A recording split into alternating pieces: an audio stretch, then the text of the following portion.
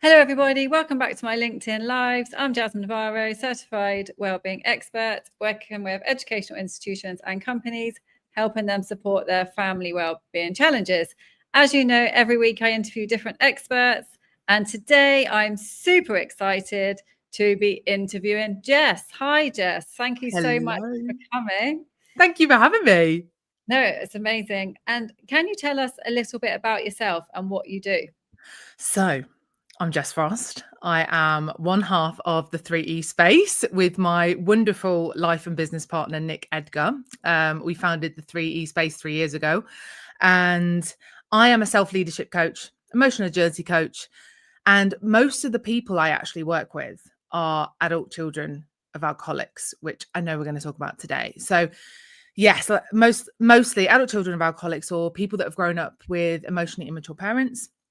I do one-to-one work, I do group work, and yeah, I've had the privilege of working with people across the world. I also train leaders of organizations, train MAT leaders of schools.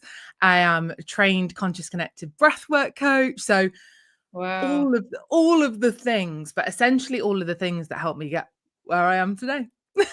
Amazing. Wow. I love your energy. No, and that's why I reached out to you, because I just love your work. And, you know, I'm so interested to learning more about what you do and everything. I think it's so important. So you chose today Cultivating Courageous Confidence as an Adult Child of an Alcoholic. Yeah. So can you tell us a bit more about that and why you chose it for today? Absolutely. It is everything that I do personally. Wow. And now I think because I found my voice, Yeah. I know what you found my mean. Yeah. truth. It is, I'm attracting people that have gone through similar experiences. It's very organic, natural experience. As I've been sharing my story and doing things like this and going out on podcasts, I've been attracting more people that have gone through similar experiences. Now, why I'm so passionate about talking about this stuff is because addiction as a whole, growing up around addiction, it just gets kind of cloaked in shame, cloaked in secrecy. Wow. Oh my God. Yeah. And some of the main rules that we learn in dysfunctional homes, in homes that maybe there's a parent in addiction or there is a parent in addiction, we learn the rules: don't talk, don't feel, and don't trust. They're like the core rules of a dysfunctional home. Okay. We don't get sat down. Someone doesn't sit us down and go, Jess, these are the rules in the house. We are subconsciously absorbing these rules. Okay. We're kind of scanning our environment as infants, young people, and we are internalizing these beliefs. We're like, okay, we don't talk about our feelings here. We don't share outside of the family home what's going on. We kind of live these two separate lives where you've got this life behind closed doors and then this smiley life outside in public where you're bumping into the neighbors and the community. We just don't talk about feelings, full stop, and we don't trust other people, and we certainly don't trust ourselves. So this will manifest for children of alcoholics in a number of different ways, as will the roles that they took on in dysfunctional homes. And if it's helpful for people watching this, we tend to fall into, let me just make sure I don't miss anyone out. So we tend to fall into certain roles in homes of addiction. You could be the golden child or the hero. I certainly relate to that. Gathering all of the certificates, all of the accolades, you know, doing well at school, all that kind of stuff. You might be the caretaker, or what people might call enabler. So you kind of protect the person with the most dysfunction.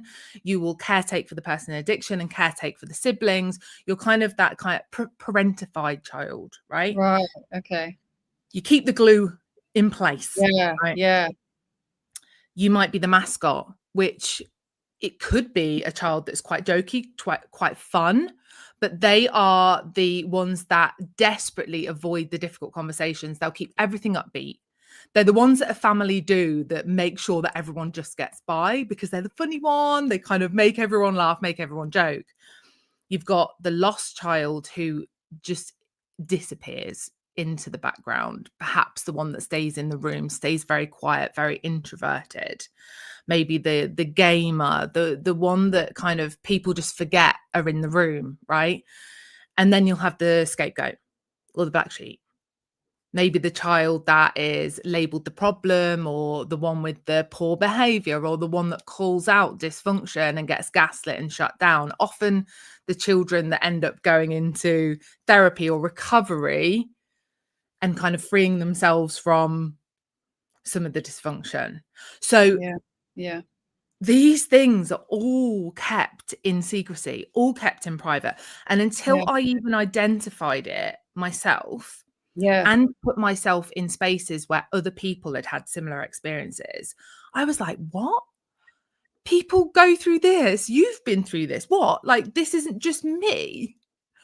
And having that amazing opportunity to recognize, wow, this is just a pattern. This is quite a common dysfunctional pattern. Can I just ask you a question? Yeah. Because it's so interesting, everything you're saying. I don't want to interrupt you because everything you're saying is just so interesting. But those types of, you said the scapegoat, all of those types of roles that we can play. Is this just for families with addiction, or is this any dysfunctional family? I would say it plays out in dysfunctional families as well. So it could be like, it could be the main toxicity is a narcissistic parent. Oh. And then you'll have like children that will enable and protect that person.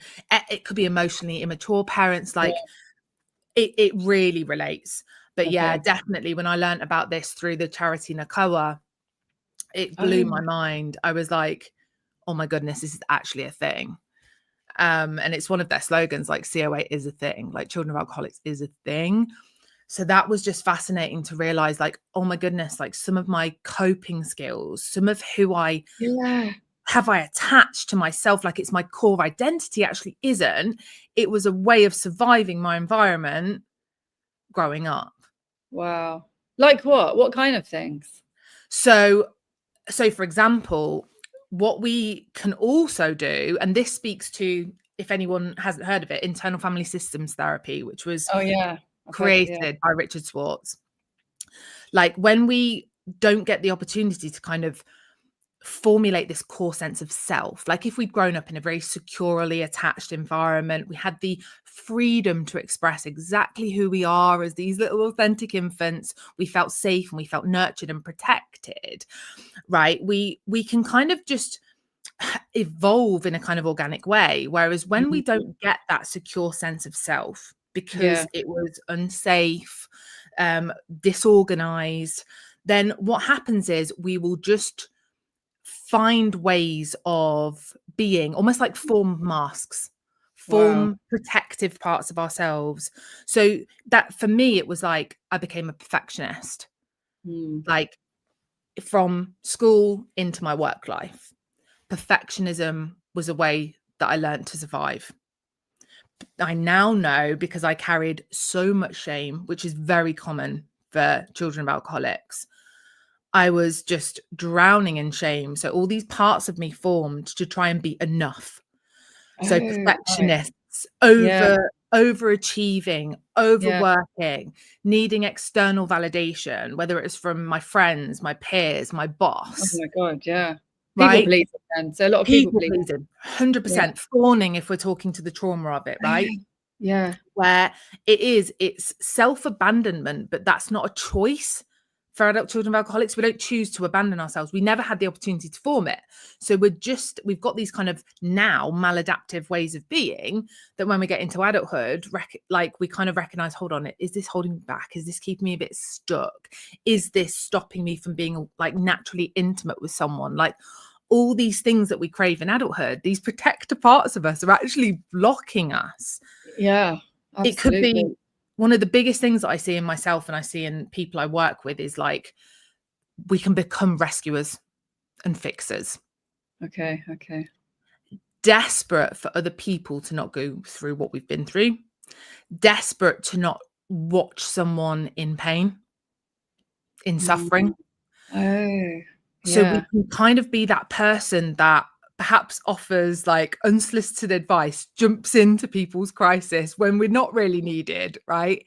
And our whole self identity, our worth becomes attached to things outside of ourselves. Wow. Like being of service to people, getting certificates and validation, being the top of my leaderboard at work, like my number of followers, like whatever that is, this worth isn't coming from a source within, it's coming from outside of us. So it's never fulfilled. Yeah. For me, like it hit me it hit me when I was about 33. I'd managed to get through being the way I was for so long, but it was like this swan, like looking a certain way, which is typical dysfunctional, you know, portraying this idea that everything's fine. I was fine. My Instagram looked perfect. I'm like the swan on the water with my legs like right, trying to hide the stuff that was happening behind closed doors. You know, I'd got my own alcohol problems. I'd got my own drug problems. So it was like I was just scrambling to cling on. I was like white knuckling through life. Wow. Yeah. And everything fell apart for me. And it doesn't mean that has to happen. It doesn't mean that that has to happen for anyone else. No, everybody, it's different. For me, what happened when you were 33 then? So I was at the time working for an organization that was based in Bristol, but I was working out in New York. So they'd sent me out to New York to do some internal recruitment out for this company that was literally based looking at the Hudson River. I was working in Manhattan, living in Brooklyn, like Instagram, perfect life, on my stoop with my cold brew at the weekend. Like, what was happening behind closed doors was everything was starting to crumble. Like by this point, my dad was actually sober. And you'd think that for me, who'd been through this like turmoil of watching a parent's life just go because of their alcohol addiction, them getting sober, I thought, oh, it's going to magic all my stuff away. I'm going to be like calm now and not going to have any problems. It was the opposite. It was like, really? Yeah, it was like I suddenly had to face my own stuff. I had to face how the dysfunction was playing out in me. Like all of these ways that I just learned to survive were not working. All the ways I'd learned to numb myself were not working. I was like emotionally exploding. So at work, like if something activated me, I'd just explode. Someone actually called me day and night. They were like, you're just like day and night. And I remember it being like a dagger to my heart because I've been so good at wearing these masks of like, everything's fine, right? And I'm like, what are you talking about day and night? I have no idea what you're talking about. But like, I was like, I'm okay. And I actually walked out of my job in New York. I was literally due to be going to Miami to set up an office after that. It couldn't have been better for my professional career kind of thing at the time. But I walked out and I'd got like a bag full of my coffee cups and my shoes, like as I'm waddling across Brooklyn Bridge going, oh my goodness, what have I done? My relationship was falling apart. I was going to have to ring my partner. I was going to have to tell my family, like the shame. So yeah, I came back to the UK. Like I'd got debt of about £20,000. It was secret. Again, very common for a lot of COAs that are the ones that look after everyone else. I'm a giver and I'm a giver. I'm a giver. Like I'm just happy to put it on my credit card, put this on my card. Like I'd got all this debt. My relationship ended. I had no job, no home. I was on my mum's couch looking at Instagram and Facebook of everyone getting engaged and married. And I'm like, great. What have I done? It's lonely as well. Did you feel lonely? So lonely. And at this point as well, like we didn't talk about anything in my family. No. We never talked about anything that happened with my dad, my parents. Like I've lost family to suicide. Never talked about anything. So it was just like all of this stuff was just, I was just holding it, like literally rattling with trauma. But then that's when, you know, I got to build from scratch. And that's where my kind of courageous confidence journey began, of like, not this performative, masking, fine, confident. Like I got to peel it all away and start again. And Wow. I took a job in recruitment, which is everything I knew, right? So I took a very safe, secure job while I moved to Nottingham and started again. And I was able to start really delving into my own stuff because my protective parts had focused all my attention on other people's crisis. My dad's addiction, my mum's mental health struggles, my dad's mental health struggles, my little sister's struggles, my friends' struggles, partners. I was in very codependent relationships where Yeah. perhaps my partner struggled with addiction, Yeah. or mental health. So I had to finally turn the mirror on me and be Wow. like, Isn't it funny why, like, we do that? We can just be focused on other people. Is it because somewhere inside of us we don't want to focus on ourselves? yeah, absolutely. Fear. Like whatever that is, whether Yeah. it's these protective like parts of us Yeah. often protect from very wounded like inner children within us that might Yeah. hold like the beliefs that we are completely unworthy, completely not enough, right? So we create all these like personas, as it were, like subpersonalities they call it, to survive that. It could be like it's easy for me to focus out there than focus on my own grief. It is Yeah. easier for me to focus on out there than it is my own shame. Like Yeah. Yeah. it was the part of me that when we learned to not feel as adult children of as children of alcoholics, we cut off from our bodies. Now Oh, our yeah. body, Totally. like for well-being, as you know, like that integrated mind, body, Oh, soul is so important, but we yeah. chop off the body to stay up in our mind, right? And that is what's going to protect us. We're going to overthink everything. We're going to have all these parts of us that take the driving seat and the wheel. And actually our body holds so much wisdom. Yeah. And our emotions hold so much wisdom, but we fear them, right? I was Yeah. safe to Yeah. feel anger, but not Yeah. sadness. God, Yeah. I'm not Yeah. going to Yeah. feel sadness because I don't want to end up like my dad, who was in and out of psychiatric care, So it's like actually when we can find the safety to feel and navigate the waves of all of these feelings, that was what I was protecting myself from. Yeah. It was just Absolutely. the complete unknown. Yes. But that was Yes. the courageous thing of being able to lean in here rather than focus everything out there. And how did you realize you just came to the realization this is time? Like, how did you know that was the right time? For a lot of adult children of alcoholics, a lot of people are very, very, very armored. A lot of parentified children will be very hyper independent. And these protector parts will go, we don't need help. We're actually fine. Like, so we'll have these like narratives of parts of us that go, it's not for us. Like, they probably need it more than me, kind of thing. Now, Oh, right. Yeah. when lockdown hit, that was a really as horrendous as what happened for me personally with my self-development, being in the house, loads of time to spare. That was when I really got to kind of, I guess, lean into the learning of my trauma, which was Wow. the safest place for me to start. So it was like I learned all about codependency. I was reading all the books, listening to Amazing. podcasts, joined an empowerment program with a confidence lady over in Australia. I really kind of threw myself into the self-development space. But in terms of the trauma of being a COA, that was a real slow burner. So I started with hiring coaches that helped me with mindset first and like Okay. confidence, my belief system. Yeah. That felt like a good place to start. As I built confidence and courage with that, then I started to dip into somatics. But it was Oh, very like yeah. carefully Yeah. done where Yeah. I didn't overwhelm myself too much that I was like, no, I don't need that, and kind of just avoided. So I found conscious connected breath work, which I'm now trained in, which, oh my goodness, Oh, yeah. I can imagine that's breath work with emotions. Just amazing. incredible. It was, for those of you Yeah. that haven't heard of conscious connected breathwork, like it's a style and a technique that quietens the monkey mind, all the parts of you that learn to control everything, like white Mm. knuckle.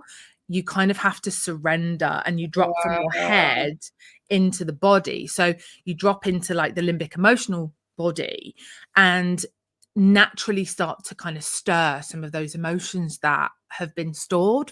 Like we'll store a lot of trauma in the hips, like you might store it in the neck. This Wow. natural, just the breath, with your own breath, can unlock some of yeah. this energy. You might be someone that's never really learned to feel safe containing your feelings, like just being with, as well as releasing them. So you kind of get to build the courage and the confidence to be in those feelings. And that was a game changer, because it meant that I could almost like say, well, this is my part of my self-care now. Like, I do this thing that helps me like release my feelings, and I don't have to sit in front of a therapist and be really vulnerable about my stuff. And I don't have to just sit and vulnerably share. Now, therapy is part of my journey. I do that as well now. But for some people, the breath work was a great first step, because that allowed them to like be with their stuff, feel it, release it, heal, without having to sit in front of someone and be really vulnerable.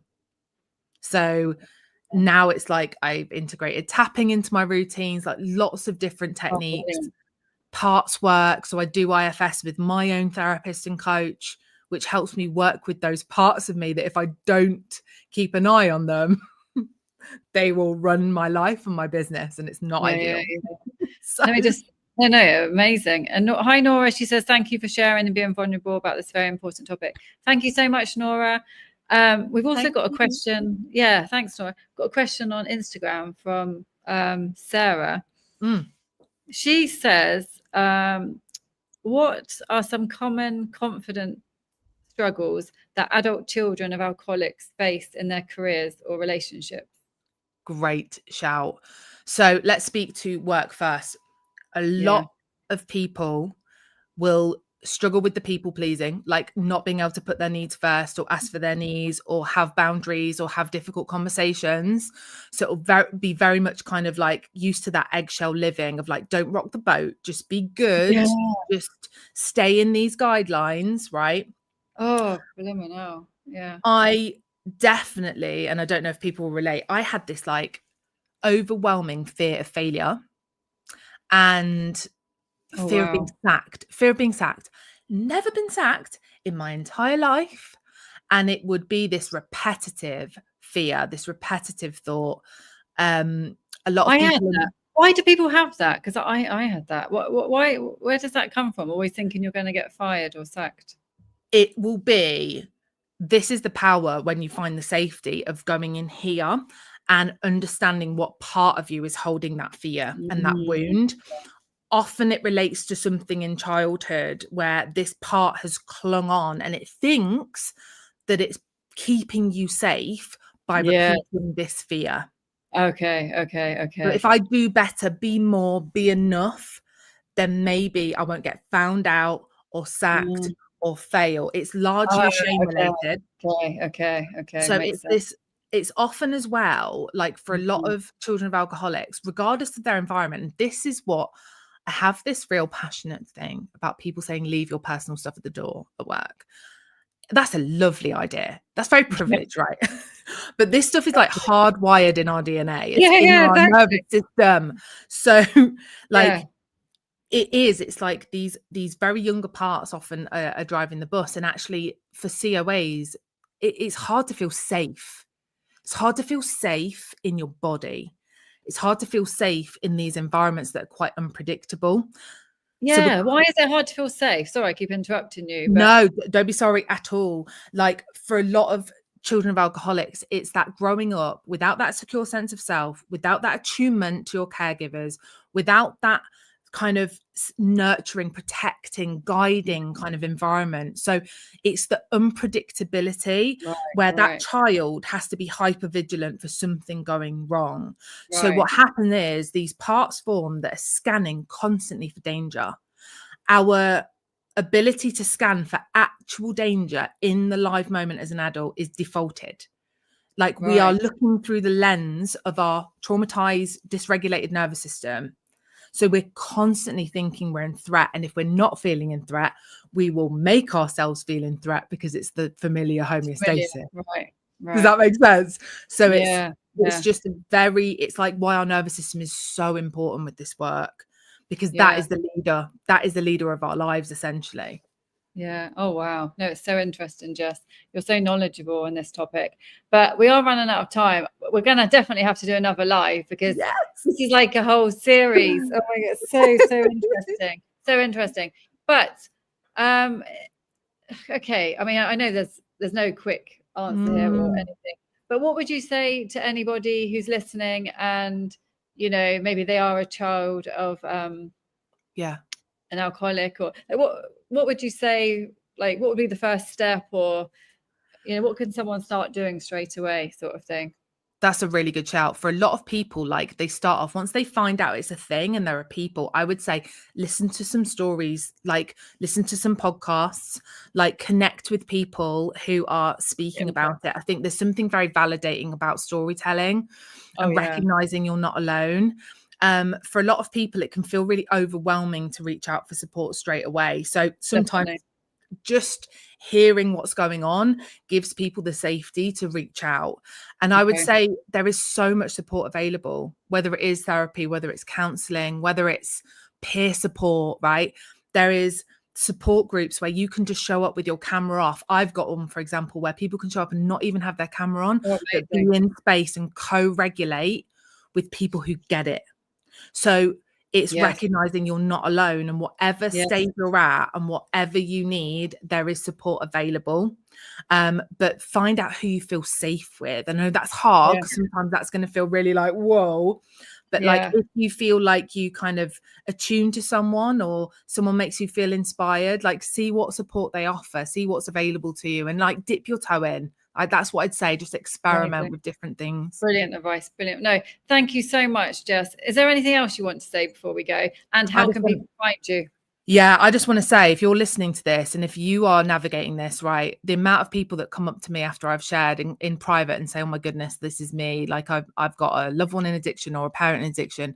I just want to say you're not alone. And you don't have to be a lone wolf. You have to lone wolf it with this stuff anymore. If you want to connect with me, it's Jess Frost on LinkedIn. It is I am Jess Frost on Instagram, Jess Frost Empowerment on Facebook. And me and my partner have a podcast called Have You Got Space for This? Where we talk about lots of different topics to break the stigma and to just be messy human beings. So come and connect. And my website, www.the3space.com. Amazing. Can you put all of those links on the post so people can just click on it? 100%. Make it easier for everyone. Amazing. Thank you so much, Jess. Thank you everyone for joining. If you have any questions or comments, please message Jess directly or leave a comment on the post. And Jess, it's amazing. Really looking forward to connecting again. And I will see everybody else next week. See you.